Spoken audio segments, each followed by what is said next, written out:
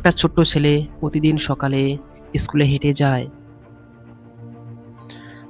ওর পায়ে জুতো ছিল না, কিন্তু মুখে ছিল মায়াবী হাসি।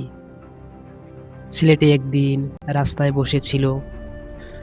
তখনই এক ধনী ছেলে রাস্তা দিয়ে আসতেছিল। হঠাৎ তার নতুন জুতো ছিঁড়ে যায়। তখনই ছেলেটা কান্না করতে থাকে। গরিব ছেলেটা হাসি মুখে গিয়ে বলল, ভাই, কান্না করিস না, আমার তো জুতোই নেই। তুই ভাগ্যবান। ধনী ছেলেটি কিছুক্ষণ চুপ করে থাকলো। তারপর জুতাটা খুলে দিয়ে বলল, আজ থেকে এটা তোর।